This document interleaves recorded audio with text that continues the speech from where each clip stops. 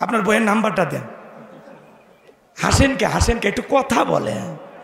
এরা ঘুম আসছে কি ভাই আলু শান্তি বলবো? আপনার বইয়ের নাম্বারটা দেন। হাসেন কে একটু কথা বলে।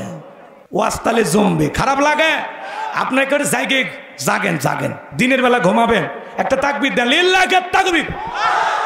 আজকে গ্যারেজে 5-10 কোটি টাকা দামের গাড়িগুলো পড়ে আছে, কিন্তু এমপি মন্ত্রী নাই, সব শালা পালিয়ে গেছে। কথা কয় না কেন? মন্ত্রীরা সব কোথায় গেল, এমপিরা সব কোথায় গেল, কোথায় কাদের কাকা? ওদের সারা দেশটা এখন লাগে ফাঁকা ফাঁকা। পালাবো না, আছে না? পালাবো না যায় না তাদের দেখা, ওদের সারা দেশটা এখন লাগে ফাঁকা ফাঁকা। আইন মন্ত্রী আটকে গেল আইনেরই ফাঁকে, দাড়ি সারা দরবেশটারে ভণ্ড ভণ্ড লাগে। শুনেছি ভাই কত নেতা নেত্রী খাইতেছে ভাই ডান্ডা, বিচারপতি কালামানিকের ফাটিয়েছে নাকি আন্ডা। এটা আমার খবর না, মিডিয়ার খবর। এই বিচারপতি শামসুদ্দিন মানিক আল্লামা সাইদি হুজুরকে মৃত্যুদণ্ডের রায় দিয়েছিল। আমরা বলতে চাই, যেই ট্রাইব্যুনালে কোরআনের পাকে আল্লামা সাইদি হুজুরকে মৃত্যুদণ্ডের রায় দিয়েছিল, ওই বিচারপতি কুখ্যাত কালামানিককে মৃত্যুদণ্ডের রায় দিতেই হবে। এই বিচারপতি মানিক টকশোতে বসে আমার বোনকে অপমান করেছিল, ছাত্র আন্দোলন সবাইকে রাজাকারের বাচ্চা বলে গালি দিয়েছিল, এই দেশের 116 জন আলেমের তালিকা করে দুদকের কাছে জমা দিয়েছিল।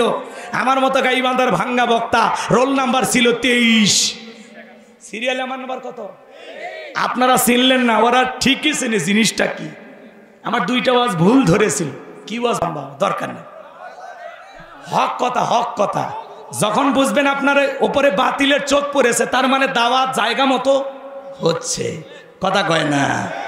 116 জন আলিমের তালিকা, তার মধ্যে আমার রোল নাম্বার 23। চিন্তা করে এরা তখন কি করছে, ঘাতক দালাল নির্মল কুমুটি এরা দুদকের কাছে জমা দিয়েছিল। আচ্ছা, যারা আলেমদের তালিকা করেছিল ওরা বিনা তালিকায় কলার পাতায় শুয়ে রাখছে কি? এই জন্য আলেমদেরকে লাঞ্ছিত করতে নাই। এইবার এদিক খেয়াল করেন, আজও সমাজের মধ্যে দেখবেন বেলালের মতো যারা খাঁটি ইমানদার, এরা হাসতে হাসতে ফাঁসির দড়িতে ঝলে জালেমের কাছে মাথা নত করে না। কিন্তু মুনাফিক মার্কা মুসলমান যারা সকাল বিকাল টাকার কাছে বিক্রি হয়, তারা টাকা সেই দিকে ফতুয়া সেই দিকে, টাকার জোরে ফতুয়া ঘরে, বৈধকে অবৈধ বলে চালিয়ে দেয়, অবৈধকে বৈধ বলে চালিয়ে দেয়। টাকা পাইলে বাতিলের 5টা গোলাম হয়। 1 প্যাকেট বিরিয়ানি পাইলে কয় ম্যাডাম আপনি জান্নাতি। এরকম হুজুর আছে না? নাই। কিন্তু মুনাফিক মার্কা মুসলমান এরা টাকার কাছে বিক্রি হয়। বেলালের উত্তরসূরি যারা, এরা টাকার কাছে বিক্রি হয় না। কথা বলেন ঠিক কি না? আমার ভাইয়েরা গভীর মনোযোগ দিয়ে কথাগুলো শুনে যান। এইবার আবু জাহেল ডেকে বলে, বেলাল রে, এত বড় লোভনীয় প্রস্তাব দিলাম, রাজি হইলা না। সোজা আঙ্গুলে ঘেউ না উঠলে আঙ্গুলে একটু বাঁকা করা লাগবে। এই কথা বলে যুবকদের লিলিয়ে দিল, চাবুক দিয়ে পিটাও। হযরতে বেলালকে চাবুক দিয়ে পিটাইতে কালো চামড়াগুলো ফেটে রক্ত ঝরতেছে বাজার। ওরা যত জোরে চাবুক মারে, বেলাল তত জোরে আল্লাহর নামের জিকির করে। চাবুক দিয়ে পিটাইতে কালো চামড়াগুলো ফেটে রক্ত ঝরতেছে। আবু জাহেল ডেকে বলে, বেলাল এইভাবে চাবুক দিয়ে পিটাইলাম, তারপরে কি নবী মুহাম্মাদের কালেমা ছাড়বি না? হযরতে বেলাল ডেকে বলে, আবু জাহেল রে, মারতে যদি মেরেও ফেলে দাও, জীবনটা দিতে রাজি, কিন্তু নবীজির কালেমা ছাড়তে রাজি না। আল্লাহু আকবার। আমার ভাইয়েরা, এইবার আবু জাহেল বলে, যুবকের দল, বেলালের পায়ের রশি দিয়ে বাঁধো, উঠের পায়ের সঙ্গে লাগাও। হযরতে বেলালের পায়ের সঙ্গে রশি দিয়ে বেঁধে উঠের পায়ের সঙ্গে লাগাইয়া মরুভূমির উত্তপ্ত গরম বালিতে ছেঁচড়ে নিয়ে ঘোরা হলো। আরবের বালিগুলো এত গরম, চাল দিলে মুড়ি হয়ে যায়। এত উত্তপ্ত ফুটান্ত গরম বালিতে হযরতে বেলালের পায়ে রশি লাগাইয়া ছেঁচড়ে নিয়ে ঘোলা হলো। বাবলা গাছের কাঁটাগুলো জিহ্বার ভিতরে পেরেকের মতো মারা হলো। বিকেল বেলা নিয়ে এসে বলে, বেলাল চাবুক দিয়ে পিটাইলাম, পায়ে রশি লাগাইয়া নিয়ে ঘুরলাম। হে বেলাল, এত নির্যাতন জুলুম করা হলো, তারপরে কি নবী মুহাম্মাদের কালেমা ত্যাগ করবি না? হযরতে বেলাল ডেকে বলে, আবু জাহেল রে, মারতে যদি মেরেও ফেলে দাও, বেলালের নিঃশ্বাস থাকবে যতদিন, বেলাল কালেমার পথে টিকে থাকবে ততদিন। আল্লাহু আকবার। এবার আবু জেহেল ডেকে বলে, এ যুবকের দল যাও, সবাই মিলে একটা বড় পাথর নিয়ে আসে বেলালের বুকের উপরে চাপায়া দাও। বিশাল বড় একটা পাথর নিয়ে আসা হযরতে বেলালের বুকের উপরে চাপায়া দাও। বলো, হাত বাঁধা, পা বাঁধা, বুকের উপরে বিশাল বড় পাথর। আবু জেহেল মনে করলো পাথরের চাপার আঘাতে বেলাল মারা যাবে। এই কথা ভেবে কাফেরা চলে গেল। হযরতে বেলালের বুকের উপরে পাথর। এরপরে জিহ্বা নাড়ায়া জিকিরি করে কার? জিকিরি বন্ধ রাখে নাই। আর আপনাকে আমাকে জিকিরি করার জন্য কেউ মারে না, পেটে দেয় না, পিটন দেয় না, ধমক দেয় না, তারপরে আমরা কপাল পরে আল্লাহর জিকিরি করি না। কথা বলেন ঠিক কিনা? এ বাজান গো আমার, হাঁটতে হাঁটতে জিকিরি করা যায়, চলতে ফিরতে জিকিরি করা যায়, ব্যবসা বাণিজ্য করতে করতে জিকিরি করা যায়, মাঠে কাজ করতে করতে জিকিরি করা যায়। জিকিরি করার জন্য আলাদা সময় লাগে না। হাদিস শরীফের ভিতরে আসছে, যার জিকির, আল্লাহর জিকিরে যার জিহুব্বাটা তরুতাজা থাকবে, আল্লাহর জিকিরে যার জিহুব্বাটা ভিজা থাকবে, ওই জিহুব্বাওয়ালা মানুষ কোনোদিন জাহান্নামের আগুনে জ্বলবে না। বলুন সুবহানাল্লাহ। আযকুরুনি আযকুরুকুম আশকুরুলি ওয়ালা তাকফুরুন। তোমরা আমারে স্মরণ করো, আমিও তোমাদেরকে স্মরণ করব। কৃতজ্ঞতা প্রকাশ করো, অকৃতজ্ঞ হইও না। তাহলে সব সময় জবানে জিকির চালু রাখবো কার?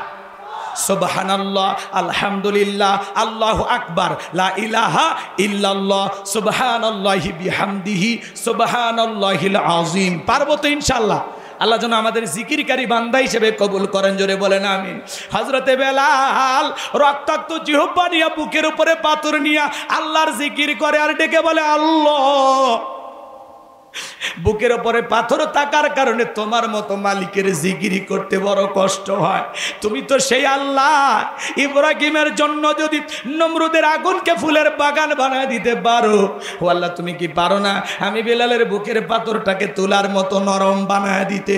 হযরতে বেলাল দোয়া করতে দেরি, আসমানের মালিক আল্লাহ দোয়া কবুল করতে দেরি করে নাই। বেলালের বুকের পাথরটাকে আমার আল্লাহ তুলার মতো নরম বানিয়ে দিয়েছেন। বলুন সুবহানাল্লাহ। আশিকে রাসূল বেলাল, নবীর পাগল বেলাল, নবীকে কতটা ভালোবাসতেন জানেন? ও গাইবান্ধার গোবিন্দগঞ্জ পশ্চিম বানিহালির মানুষেরা, দিল দিয়া কথাগুলো বুঝে যান বাজার। নবী যখন মক্কা নগরীতে পথ চলতো, বেলাল একবার ডানে আর একবার বামে যায়। আমার নবী ডেকে বলে, বেলাল বুঝিনি, একবার ডানে আর একবার বামে, ব্যাপারটা কি? হযরতে বেলাল ডেকে বলে, নবী আপনি কালেমার দাওয়াত দিন, ইসলামের প্রচার প্রসার করেন, ওই কাফেরাগুলো আপনার শত্রু, আপনাকে টার্গেট করে যদি ডান থেকে তীর নিক্ষেপ করে, নবী গো ওই তীরটা যেন সর্বপ্রথম আমি বেলালের বুকের ভেতরে ঢোকে, আবার যদি বাম থেকে নিক্ষেপ করে যেন বামে যায়। ওরা যেন বাম থেকে তীর নিক্ষেপ করলে ওই তীরটা যেন সর্বপ্রথম আমি বেলালের বুকের ভিতরে ঢোকে। আমি বেলাল মারা গেলে ইসলামের ক্ষতি হবে না, আপনি নবী মারা গেলে ইসলামের মাথা উঁচু করে সামনের দিকে দাঁড়াতে পারবে না। চিৎকার মেরে বলুন আল্লাহু আকবার। আশিকে রাসূল বেলাল, নবীর পাগল বেলাল, নবীকে কত মহব্বত করতেন জানেন? এ বাজান, বিশ্বনবী যেদিন ইন্তিকাল করেছিলেন, হযরতে বেলাল ছোট্ট বাচ্চার মতো ফুফিয়ে ফুফিয়ে কান্না করে। সাহাবায়ে কিরাম সান্ত্বনা দিয়ে বলে, বেলাল এইভাবে কান্না করো না, বেলাল একটু সবর করো। হযরতে বেলাল বলে, না না, নবী চলে গেছে আমি মানতে পারতেছি না, আমি বেলাল আর জীবনে কোনোদিন আজান দেব না। আমি আজান দেওয়ার পরে বিশ্বনবী ইমামতির মুসল্লায় দাঁড়াবে না, আমি বেলাল আর কোনোদিন আজান দেব না। ছোট্ট বাচ্চার মতো ফুপিয়ে ফুপিয়ে কান্না করে। বেলালের চোখের পানি যেন কোনো বাত মানে না, কারো কথা শোনে না। বিশ্বনবী সোমবারের দিন রবিউল আউয়াল মাসে ইন্তেকাল করেছিলেন। তামাম পৃথিবীর উম্মতকে কাঁদিয়ে বুধবারের দিনে বিশ্বনবীর দাফন সম্পূর্ণ হয়েছিল। আজও মদিনার সবুজ গম্বুজের নিচে আপনার আমার নবী শায়িত। হযরতে বেলাল বলে, আমি মদিনায় থাকলে পাগল হয়ে যাব। নবীজির দাফন সম্পূর্ণ হয়ে যাওয়ার পরে হযরত বেলাল মদিনা থেকে চলে গেল। 6টা মাস অতিবাহিত হয়ে যায়, বেলাল আর মদিনায় আসে না। নবীজি ঘুমের ঘরে ডাইকা বলে, বেলাল, কত মানুষ দূর দূরান্ত থেকে আইসা আমি নবীর কবরের পাশে দাঁড়ায়া সালাম দেয়, বেলাল আয় আয় একবার আইসা আমি নবীকে সালাম দিয়া যা। বিশ্ব নবী যখন ঘুমের ঘরে স্বপ্নে বেলালকে ডাক দিলেন, বেলাল আর দেরি করল না, পরের দিন সকালবেলায় মদিনায় চলে আসলেন। ছোট ছোট বাচ্চারা পর্যন্ত বলে, মা বেলাল আসছে, একটু দেখে আসি। সাহাবায়ে কেরাম সবাই কাছে আসে, হাজার হাজার মানুষ চতুর্দিক দিয়ে ভিড় জমাইছে। সবার মুখে একটাই কথা, ও বেলাল একবার আজান দাও। হযরত বেলাল বলে, না, আমি আজান দেওয়ার পরে বিশ্বনবী ইমামতির মুসল্লায় দাঁড়াবে না, আমি বেলাল আর কোনোদিন আজান দেব না। নবীর নাতি হাসান আর হুসাইন দুইটা ভাই যখন বেলালের দুইটা হাত ধরেছে, হযরতে হুসাইন যখন হাতটা ধরে ডেকে বলে, নানু ভাই, ও নানু ভাই, নানাও চলে গেছে, তুমি আমাদেরকে ছেড়ে চলে গেছো, কতদিন হয়ে গেল নানা তোমার কণ্ঠে আজান শুনতে পাই না। হযরতে হুসাইন যখন হাতটা ধরে বেলালকে নানু ভাই বলে ডাক দেয়, হযরতে বেলাল তাকায়া দেখে হুসাইনের চেহারার উপরে মনে হয় বিশ্বনবীর চেহারা মোবারক ভেসে উঠেছে। মনে হয় মদিনার নবী ডাইকা বলে, বেলাল দে না একবার আজান দে, আমি নবী কতদিন হয়ে গেল তোর আজান শুনতে পাই না। হযরতে হুসাইনের অনুরোধে হযরতে বেলাল 6 মাস পরে আইসা আবারও মদিনায় আজান দিলেন। বলুন আল্লাহু আকবার। যখনই বলেছেন আশহাদু আন্না মুহাম্মাদুর রাসূলুল্লাহ, হযরতে বেলাল জমিনে অজ্ঞান হয়ে পড়ে গেল। আর একটু জোরে বলেন আল্লাহু আকবার।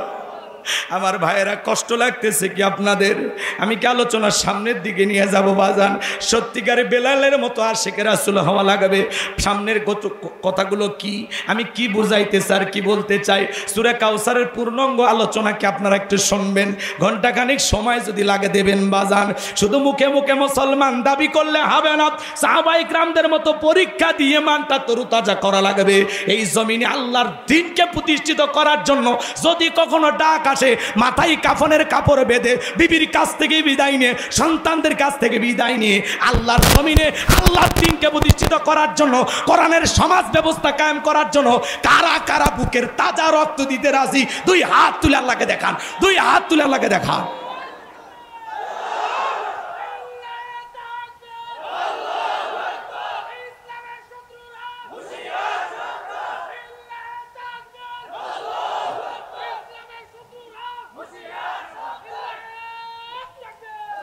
হাত সোজা করেন, টান টান করে হাত তোলেন। আমি কি হাত নামাইতে বলেছি?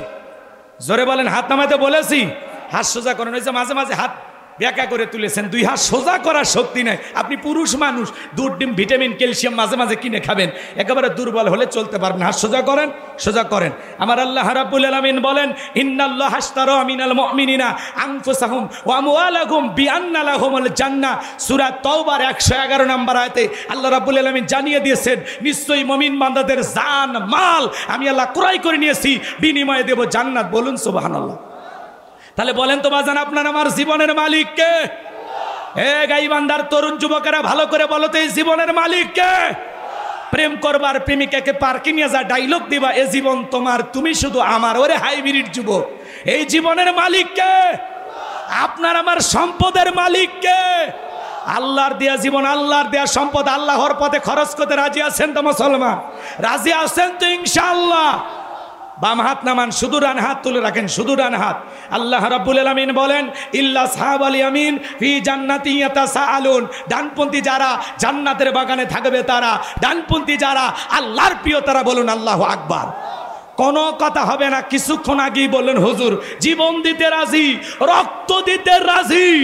আপাতত জীবন রক্ত দুইটার কোনোটাই দিতে হবে না। ডান হাতটা পকেটের ভিতর ঢুকে দিয়া আল্লাহর ঘর মসজিদের জন্য সবাই প্রাণ ভরে দান করবেন। টাকা না দিলেও আমি আপনাদের এলাকার সন্তান, 2টা হাত আপনাদের পায়ে রাখলাম।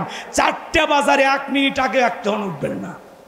আরো 1 ঘন্টার উপরে আলোচনা হবে। কথা বলে ঠিক কিনা? কেবল তো আলোচনা শুরু হয়েছে। যুবকদেরকে একটু হালকা সাইজ করার দরকার আছে না নাই? দরকার আছে না নাই? একটু অপেক্ষা করেন, কেউ নড়াচড়া করবেন না, সময় নাই। 1টা ঘন্টা আমি আলোচনা করব। 4টা বাজলে উঠবেন। টাকা দেন আর না দেন, দয়া করে বসে থাকবেন। আমি 2টা হাত আপনার পায়ে রাখলাম।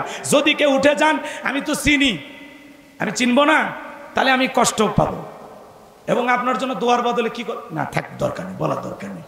এই জন্য দয়া করে কেউ উঠবেন না, পরিবেশ নষ্ট করে এইভাবেই বসে থাকবেন। 5-6 মিনিট পরেই আমরা আলোচনায় চলে যাব আবারও ইনশাআল্লাহ।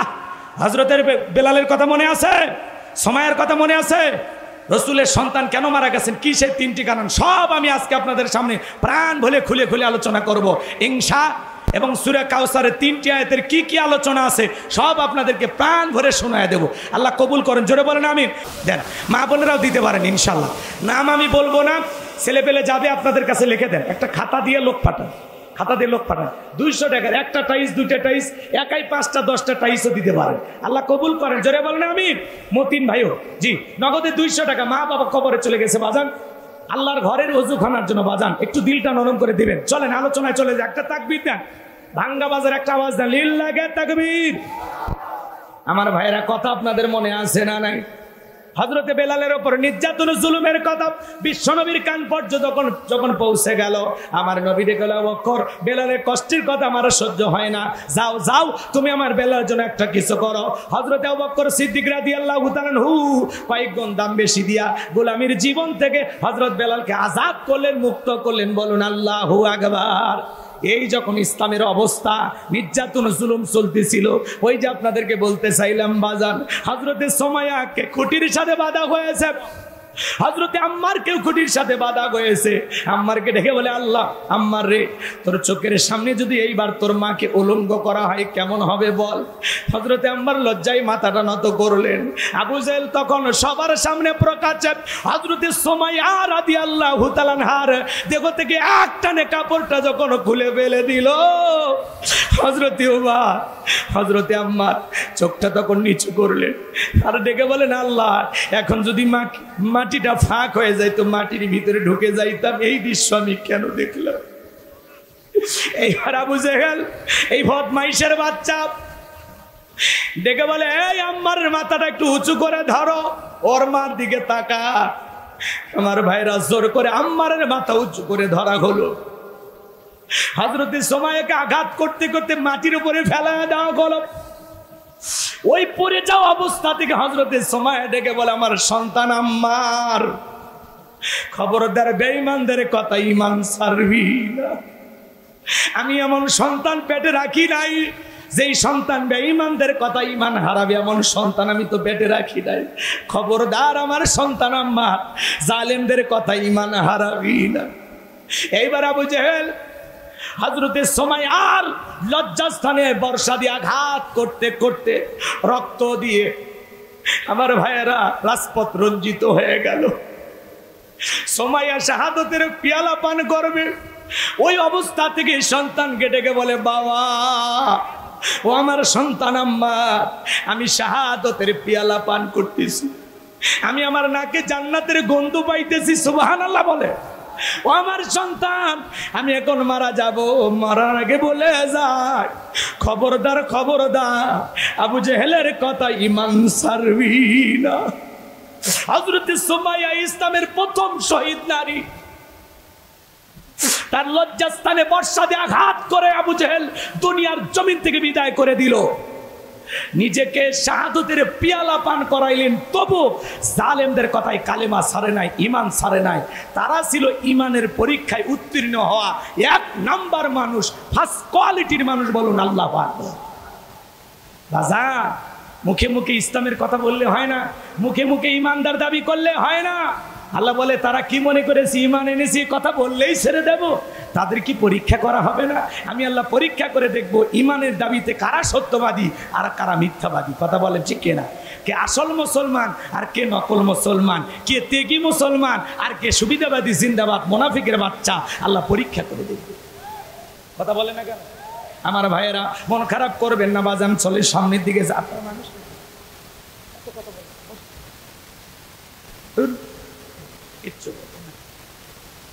এমনি তো মজমাটা অর্ধেক ভেঙে গেছে, তাই না ভাই? আসলে আমি চাইছিলাম শুরুতেই, কিন্তু আপনারা তো ছিলেন না, ওই জন্য মাঝখানে করা লাগে। শেষের দিকে করলে তো আরো ভেঙে চলে যেত। কিছুটা যে আছে আলহামদুলিল্লাহ, কারণ আমরা তো দীর্ঘদিন ময়দানে বুঝি তো, কথা বুঝেন নাই? এই জন্য কালেকশন শেষে করলে লোক পাওয়া যায় না। যেহেতু মসজিদের উন্নয়ন কবে মাহফিল একটু যদি সহযোগিতা না করেন বাজান, আল্লাহর ঘরের জন্য, যারা দুনিয়াতে মসজিদ টাকা দেয়, আল্লাহ তাদের জন্য জান্নাতি বালাখানা বানাই দেবেন। বললেন সুবহানাল্লাহ। আল্লাহ চাইলে এই মাটি ফাঁক করে 150 তলা সোনার মসজিদ বানাইতে পারে না? সেই ক্ষমতা আল্লাহর আছে না নাই? কিন্তু আল্লাহ কেন বানায় না?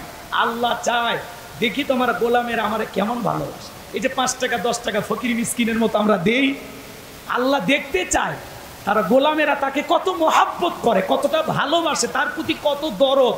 মনে রাখবেন, আল্লাহ ছাড়া বান্দার জীবনে আর কেউ আপন নাই। আল্লাহ হলো মুমিনের সবচাইতে আপন। সুবহানাল্লাহ বলেন।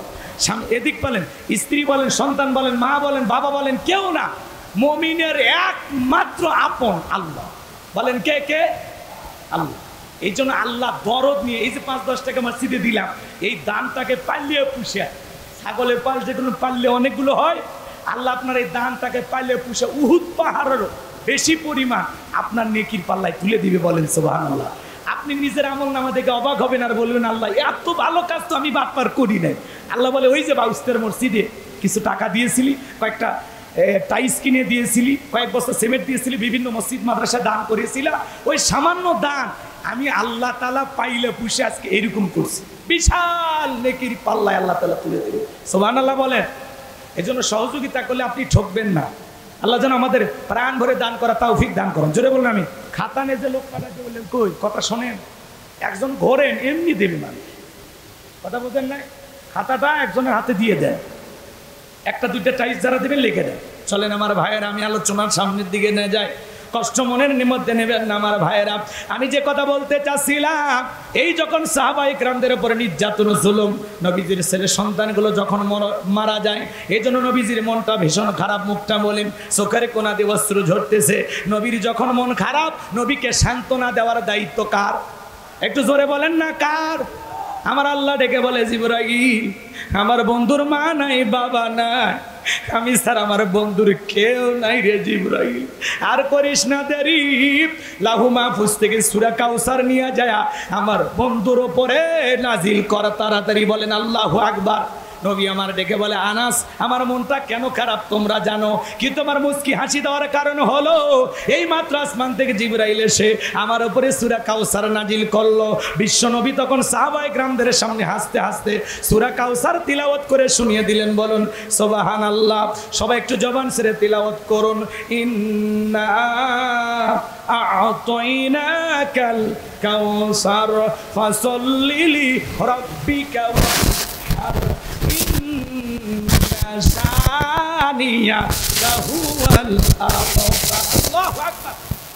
আমার আল্লাহ ডেকে বলেন,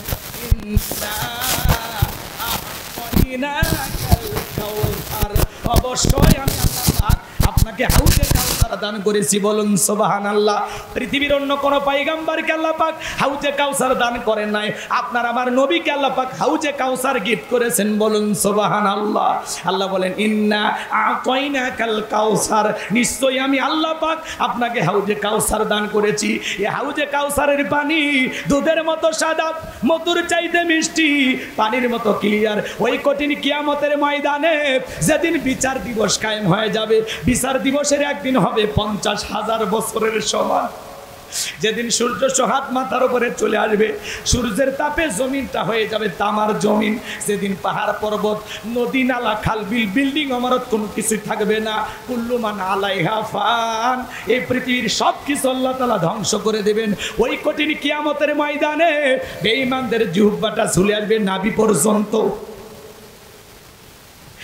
যেদিন মা তার সন্তানের পরিচয় দেবে না, ইয়াউমা ইয়াফিরুল মারউ মিন আখি ওয়া উম্মিহি ওয়া আবি ওয়া সাহিবাতিহি ওয়া বানি, যেদিন ভাই ভাইয়ের কাছ থেকে পালিয়ে যাবে, মাতা পিতা সন্তানের কাছ থেকে পালিয়ে যাবে, স্ত্রী স্বামীর কাছ থেকে পলায়ন করবে। ওই কঠিন কিয়ামতের ময়দানে আল্লাহর আরশের ছায়া ছাড়া আর কোনো ছায়া থাকবে না। ওই ছায়ার ভিতরে আল্লাহ পাক 7 শ্রেণীর মানুষকে ছায়া দান করবেন কিয়ামতের ময়দানে। এটা আল্লাহ তৈরি করা ভিআইপি গ্যালারি, সেখান থেকে তারা কিয়ামতের ফাইনাল খেলা উপভোগ করবেন। বলুন সুবহানাল্লাহ। ওই কিয়ামতের ময়দানে মানুষ দলে দলে বিশ্ব নবীর কাছে যাবেন হাউজে কাউসারের পানি পান করার জন্য। কিছু মানুষের চোখের সামনে আল্লাহ তাআলা পদ্মার আবরণ তৈরি করে দিবেন। আমার রাসূল তখন ডেকে বলবেন, আল্লাহ সংখ্যায় আমি আমার অনেক উম্মতকে দেখতে পাইলাম, কেন জানি সংখ্যাটা কমে গেল, ব্যাপারটা বুঝতে পারলাম না। আল্লাহ ডেকে বলে, বন্ধু পাইকারি দরে সবাইকে আপনি হাউজে কাউসারের পানি পান করাইতে পারবেন না। দুনিয়ার জীবনে 2টি অপরাধ করেছিল যারা, আজকে হাউজে কাউসারের পানি পাবে না তারা। কয়টা অপরাধ? 2টা অপরাধ কি জানার দরকার আছে না নাই? এই 2টা অপরাধ আপনার আমার ভিতরেও থাকতে পারে। কথা বলে ঠিক কিনা? 2টি অপরাধ দুনিয়ার জীবনে করবে যারা, নবীর হাতে কিয়ামতের ময়দানে হাউজে কাউসারের পানি পাবে না তারা। কয়টা পড়া শুনবেন? কারা কারা একটু হাত তোলে তো বাজান, তাকবীর দেন, লিল্লাহি তাকবীর। হাত নামান, একটু পরেই বলতেছি বাজান, সামনের দিকে যায়। আমি যে কথা বলতে চাচ্ছিলাম, মানুষ যখন জলে জলে যাবেন বিশ্ব নবীর হাতে হাউজে কাউসারের পানি পান করার জন্য, এদিকে শোনেন, এদিকে শোনেন, জীবনে শুনছেন কিনা শুনেন। হযরত আবু বকর সিদ্দিক রাদিয়াল্লাহু তাআলা আনহু পিয়ালাগুলো ভরায়া দিলেন। কে ভরায়? কথা কয় না, কে কে? হযরত আবু বকর কেমন দামি মানুষ, ইসলামের জন্য 13টা দোকান ছিল, সেই সময় সব বিক্রি করে দিছে। সুবহানাল্লাহ। কালকে 9টার পরে একটু জোরে বলে। এমনি এমনি জান্নাতের সার্টিফিকেট পাওয়া যায় না। আপনার এই দুনিয়ায় 13টা দোকান 26টা করতে রাজি, দান করতে রাজি না। কি বলেন? আর হযরত আবু বকর সিদ্দিক রাদিয়াল্লাহু তাআলা আনহু ইসলামের জন্য 13টা দোকান বিক্রি করে দিয়েছিলেন। সুবহানাল্লাহ বলেন। আমার ভাইয়েরা গভীর মনোযোগ দিয়ে কথাগুলো শুনবেন বাজান। আমি গুনাহগার যে কথা বলতে চাচ্ছিলাম, হযরত আবু বকর পেয়ালাগুলো ভরায় দিবেন, মাঝখানে দাঁড়িয়ে থাকবেন হযরত ওমর বিশ্বনবীর হাতে দিবেন, আর নবীজি তার আদরের উম্মতদেরকে খুঁজে খুঁজে হাউজে কাউসারের পানি পান করাবেন নবীজির হাতে। কিয়ামতের ময়দানে কারা কারা হাউজে কাউসারের পানি পান করতে চান, দুইটা হাত তুলে আল্লাহকে দেখান। আল্লাহ আসমান থেকে কুদরতি নজর দিয়া তাকায় দেখো, এই গাইবান্ধার গোবিন্দাগঞ্জ, পশ্চিম বানিহালি, বৈরাগীটা হাটের আশেপাশের মানুষেরা নবীজির হাতে হাউজে কাউসারের পানি পান করতে চায়। আল্লাহ গো, কিয়ামতের ময়দানে আমাদের সবাইকে নবীজির হাতে হাউজে কাউসারের পানি পান করার তৌফিক দান করিও। জোরে বলেন আমিন। আর একটু জোরে বলেন আমিন। আল্লাহ যেন আমাদের সবাইকে রসুলের হাতে এক পেয়ালা করে হাউজে কাউসারের পানি পান করার তৌফিক দান করেন। জোরে বলেন আমিন। আরেকবার বলেন আমিন। হাত নামান। পানি চাইলেন আর পাইলেন, অতই সহজ, কাজ করা লাগবে না। আমি আপনাদের এলাকায় আসলাম, ধরেন আসার পরে একটা ছেলের হাতে কিছু চকলেট দিলাম, দিয়ে বললাম ভাতিজা আমার জন্য এক পদ্মা পানি এনে দাও। পানি আনে তো বাবা, আমি একটু উজু বানাবো। ওই ছেলেটা চকলেট পায়ে মারছে দৌড়, মাঝখানে আচার খাইয়ে পুড়ে গেছে, হাঁটুটা ছিলে গেছে, রক্ত বের হয়েছে। এদিক খেয়াল করেন। তারপরে ওই যে চকলেট থাকার কারণে উঠে দাঁড়াইয়া বদনা ভরিয়া পানি নিয়ে আমার সামনে হাজির। আমি তখন বললাম বাবা এই পানিটা আনতে গিয়ে কষ্ট হয়েছে, মাঝখানে আচার খাইয়ে পুড়ে গেছে, হাঁটুটা ছিলে গেছে, রক্ত মনে হয় বের হয়েছে, ব্যথাও মনে হয় পাইছো। ওই ছেলেটা তখন চকলেটের খুশির কারণে বলতেছে আমি এরকম কত পরে যাই, আমার কিছুই হয় না। কথা কয় না, কথা কয় না। ওই ছেলেটা চকলেট থাকার খুশির আনন্দের কারণে এই ব্যথাকে ব্যথা মনে করতেছে না। কিয়ামতের ময়দানে নবীজির হাতে হাউজে কাউসারের পানি যদি আপনার আমার কিসমতে তকদিরে ভাগ্যে জুটে যায়, কিয়ামতের কঠিন দিন আপনার কাছে কঠিন মনে হবে না, আল্লাহ সহজ করে দেবে। নবীজির হাতে এক পেয়ালা হাউজে কাউসারের পানি, রসুলকে দেখবেন, আবার নবীজির হাতের প্রথম আপ্যায়ন হাউজে কাউসারের পানির দ্বারা। সুবহানাল্লাহ বলেন। এই দৃশ্যের মুখোমুখি হতে চান? কথা বলেন, এই দৃশ্যের মুখোমুখি হতে চান? নবীজির হাতে হাউজে কাউসারের পানি পান করলে জান্নাতে ঢোকা পর্যন্ত তার তৃষ্ণাই লাগবে না, তৃষ্ণা মিটে যাবে। বলুন সুবহানাল্লাহ। নবীজির হাতে হাউজে কাউসারের পানি আর আল্লাহর আরশের নিচে ছায়া, ভাগ্যে যদি জুটে যায় কিয়ামতের ময়দানে এই ব্যক্তিগুলো জান্নাতি, তাদের আর কোনো টেনশনই নাই। আল্লাহ জানে দুই জায়গাতে আমাদেরকে থাকার তৌফিক দান করে। একটু জোরে বলেন আমিন। এবার হাউজে কাউসারের পানি চাইলেই তো পাওয়া যাবে না, কাজ করতে হবে, ঠান্ডা পানিতে উজু বানায় নামাজ পড়তে হবে। কথা কয় না, কথা কয় না। একটু নতুন মুসল্লি হঠাৎ করে নামাজ ধরেছে, পুরাতন মুসল্লি যারা আগে থেকে নামাজ পড়ে নিয়মিত, এরা এই নতুন মুসল্লি দেখে ঠাট্টা বিদ্রুপ করে। আজকে আবার সূর্য কোন দিক উঠছে, উত্তর পাড়ার বাদশা দিকে মসজিদে। কথা কয় না ভাই, এরকম ঠাট্টা বিদ্রুপ করে কিনা? আপনি তো দাওয়াত দিয়ে 5 জনকে মসজিদে আনতে পারেন না, হঠাৎ করে কেউ নামাজ ধরেছে, তারে নিয়ে কেন সমালোচনা করেন? ও 2 দিন পড়বে না 2 ওয়াক্ত পড়বে, ওটা ওর ব্যাপার। কথা কন। পারলে তার জন্য দোয়া করো যে ভাতিজা তুমি হঠাৎ করে মসজিদে আসছো, দেখে তো দিলটা ভরে গেছে, আমি খুব খুশি হয়েছি। আল্লাহর কাছে দোয়া করি আল্লাহ যেন তোমাকে মসজিদে এসে 5 ওয়াক্ত সালাত জামাতের সহিত আদায় করার তৌফিক দান করেন। ও অন্তর থেকে দোয়া করেন, কলিজাটা বড় করেন, ভালোবেসে বুকে টানেন, ঘৃণা না, আমরা ছড়াবো ভালোবাসা।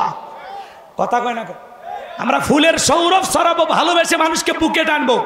যেই লোকটা আপনার সাথে হঠাৎ করে নামাজ পড়ে আসরের, তারে ধৈরা বৈরাগীর হাটে যা চা খান, একটু মেলামেশা করেন, ওঠা বসা করেন। কথা কয় না, তা পারবেন না, সমালোচনা হরে নতুন নতুন মুসল্লি। কথা কয় না, এরকম আপনাদের এলাকায় হয় না। আমি বগুড়ার কথা বলতেছি না, ভারতে হয়, এই দেশে তো হয়ই না। রাগ করতেছেন মনে হয়? তাহলে এদিক খেয়াল করেন বাজান, যুবক বয়সে একটু দাড়ি রাখছে, ওইটা নিয়ে সমালোচনা। এই বয়সে বুড়ের ভাব ধরলি কথা কয় না কেন? যুবক বয়সে দাঁড়িয়ে রেখে বউ নিয়ে ঘুরতে গেছে, কয় ভাবি আসসালাম আলাইকুম, সাথে চাচার খবর কি? বউ বাড়িতে এসে রাগ করে, তোমার সাথে বাহিরে যাওয়া যায় না, আমারে ডাকে ভাবি আর তোমার ডাকে চাচা। যেই বউ নবীর সুন্নত দাড়িকে মহাব্বত করে না, এই বউ আপনাকে 100% ভালোবাসা দিতে পারে না। এ কথা বলে না কেন? আমরা এই দাড়ি রাখছি কারে ভালোবাসা? মদিনাওয়ালাকে ভালোবাসা। কথা বলে ঠিক কি না? দাড়ি হলো পুরুষের সৌন্দর্য। অনেকের 50-60 বছর বয়স হয়ে গেছে, চামড়া জোরে গেছে, সেলুনে যা তাও বলে মারিয়ে দিয়ে, তাও ক্লিন শেপ। কয় চাচা চামড়া জোরে গেছে, কাজ হয় না, কয় পিলাসদের টানিয়ে হলেও সেভ করে দিয়ে। কথা কম, এরকম মুসলমান আছে না নাই?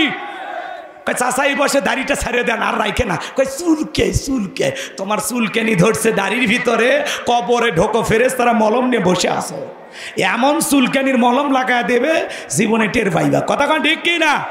আল্লাহ যেন আমাদেরকে হেদায়েত দান করেন। আমরা দাড়ি রাখবো কারে ভালোবাসা? টুপি খোলা যায়, জুব্বা খোলা যায়, দাড়ি এমন একটা সুন্নত 24 ঘন্টা লাগে থাকে। পৃথিবীর সকল নবীর মুখে দাড়ি ছিল, সুবহানাল্লাহ। আর আপনি আমি দাড়ি রাখি না, হ্যাঁ? কথা কয় না কে? অনেক অমুসলিমও দাড়ি রাখে, যদিও ঈমান আনেনি, তারপরে দাড়ি রাখে, দেখে ভালো লাগে, খালি একটু কালেমাটা পড়লি। কথা কয় না, কথা কয় না, রাগ করেন নাকি? আমাদের আশেপাশে অমুসলিম বন্ধুরা আছে, এই যে চোখের সামনেই আমাদের অমুসলিম ভাইরা বসবাস করে, আমরা তাদেরকে হৃদয় দিয়ে ভালোবাসি, ওরা আমাদের কাছে আমানত। কথা বলেন ঠিক কি না? ওদের সাথে কখনো খারাপ ব্যবহার করা যাবে না। আমরা যখন পড়াশোনা করতাম কত অমুসলিম ভাইরা আমাদের বন্ধু ছিল। কথা কন না কে? রাগ করেন নাকি আপনারা? মন খারাপ করবেন না আমার ভাইয়েরা। চলেন আমি সামনের দিকে যাই। আমি যে কথা বলতে চাচ্ছিলাম গভীর মনোযোগ দিয়ে শুনে যান। হাউজে কাউসারের পানি পান করতে গেলে কাজ করতে হবে 2টি। জোরে হে বলেন কয়টি? 2টা আঙ্গুল তুলে বলেন, কাজ করতে হবে কয়টি? এই আল্লাহ হাত দেয়নি তা হাত তোলে না কে? এরকম দেখান, দেখেন, সেকেন্ড ট্রেনিং নেন। হ্যাঁ, এই যে খুশি হইলে 2টা আঙ্গুল দেখান লাগে, বিজয় আসলে কয়টা আঙ্গুল দেখান লাগে? মনে থাকবে তো ইনশাল্লাহ? কয়টি? হাউজে কাউসারে পানি পান করতে গেলে কয়টি? আল্লাহ কবুল করেন, জোরে বলেন আমি। টাকা যদি থাকে 2টা টাইসও দিবেন, ঠিক আছে? আল্লাহ কবুল করেন, জোরে বলেন আমি। সম্মানিত ভাইয়েরা আমার, গভীর মনোযোগ দিয়ে শোনেন। আল্লাহ তাআলা সেইটা 2 নাম্বার আয়াতে জানিয়ে দিলেন কি 2টি কাজ করতে হবে। আল্লাহ বলেন ফাসল্লিলি রাব্বিকা ওয়ানহার। বলেন বলেন, ফাসল্লিলি রাব্বিকা ওয়ানহার। বলেন, ফাসল্লিলি রাব্বিকা ওয়ানহার। 1 নাম্বার হলো ফাসল্লিলি রাব্বিকা, রবের উদ্দেশ্যে সালাত, নামাজ হবে একমাত্র কার জন্য? قل إن صلاتي ونسكي ومحياي ومماتي لله رب العالمين। সূরা আনাম আয়াত নাম্বার 162। আল্লাহ তাআলা জানিয়ে দিলেন নবীজি আপনি বলুন আমার নামাজ, আমার কোরবানি, আমার জীবন, আমার মরণ লিল্লাহি রাব্বিল আলামিন, আসমান জমিনের প্রতিপালকের জন্য। তাহলে মুমিন জীবনের সব ইবাদত হবে একমাত্র আল্লাহ তাআলাকে রাজি খুশি করার জন্য। বলুন সুবহানাল্লাহ। তাহলে ইবাদত হবে কার জন্য? ফাসল্লিলি রাব্বিকা, রবের উদ্দেশ্যে সালাত। সালাত হবে একমাত্র আল্লাহর জন্য। কদ আফলাহাল মুমিনুন আল্লাযীনা হুম ফি সালাতিহিম খাশিউন। অবশ্যই মুমিনেরা সফল যারা নিজেদের সালাত বিনয়ের সহিত, নম্রতার সহিত, আল্লাহর ভয় নিয়ে নামাজ পড়ে। কার ভয়? যখন সালাতে দাঁড়াবেন দিলের ভিতরে ভয় থাকবে কার? ইয়া আইয়ুহাল্লাযীনা আমানুত্তাকুল্লাহ, হে ঈমানদারগণ আমি আল্লাহকে ভয় করো। হাক্কা তুকাতিহি, ভয় করার মতো ভয় করো। পারবো তো ইনশাআল্লাহ? কার ভয়ে নামাজ পড়বেন? ফাসল্লিলি রাব্বিকা, রবের উদ্দেশ্যে সালাত, আল্লাহকে রাজি খুশি করার জন্য যদি নামাজ পড়তে পারেন, আমার আল্লাহ বলেন ফালিয়াবুদু রাব্বা হাযাল বাইত আল্লাযী আত'আমাহুম মিন জু' ওয়া আমানাহুম মিন খাউফ। আমার আল্লাহ ডেকে বলেন এই ঘরের মালিকের ইবাদত করো। ইবাদত যদি ইবাদতের মতো হয়, বান্দা নামাজ যদি নামাজের মতো আদায় করতে পারো, আমি আল্লাহ তোমাদেরকে 2টা জিনিস দেব। 1 নাম্বার হলো যে বান্দা 5 ওয়াক্ত সালাতে মাথা নত করে আমি আল্লাহকে সিজদা দেবে, তার জন্য আমি আল্লাহ তাআলা আল্লাযী আত'আমাহুম মিন জু', আমি আল্লাহ তাদের জন্য রিজিকের ব্যবস্থা করে দেব। 1 নাম্বার রিজিক দেবেন কে? রিজিক দেওয়ার মালিক কে? আমাদের এলাকায় একটা প্রাণী বের হয় রাত 1টা 2টা থেকে কু কইয়া ছিলে, ওর নাম কি? শিয়াল পণ্ডিত। ওর নামে কি গোবিন্দাগঞ্জে মুরগির হোটেল আছে, ভাতের হোটেল, ব্যাংকের অ্যাকাউন্টে টাকা জমানো আছে। ওরে খাওয়ায় কে গো? একটু বলেন না ভাই, কে খাওয়ায়? কে খাওয়ায়? পাখি খালি পেটে সকাল থেকে সকালবেলা নীর থেকে বের হয়ে যায়, সন্ধ্যাবেলায় ওই পাখিটার পেট ভইরা নীরে ফেরত আসার ব্যবস্থা করে কি? আল্লাহ যদি পাখিকে খাওয়ায়, শিয়ালকে খাওয়ায়, আমাদেরকে খাওয়াবে না? আমরা আশরাফুল মাকলুকাত, আল্লাহর ভিআইপি সৃষ্টি, কুনতুম খায়রা উম্মাতিন উখরিজাত লিন-নাস, আমাদেরকে উত্তম জাতি কে বানাইছে? আল্লাহ কি আমাদেরকে না খাওয়ায় রাখবে? রিজেক দেওয়ার মালিক কে? উত্তর পাড়ার রাজ্জাক না, ওইটা আব্দুর রাজ্জাক, ওইটা দাস, গোলাম, বান্দা। রাজ্জাককে রিজেক দাতাকে ওয়ামা মিন দাব্বাতিন ফিল আরদি ইল্লা আলাল্লাহি রিজকুহা।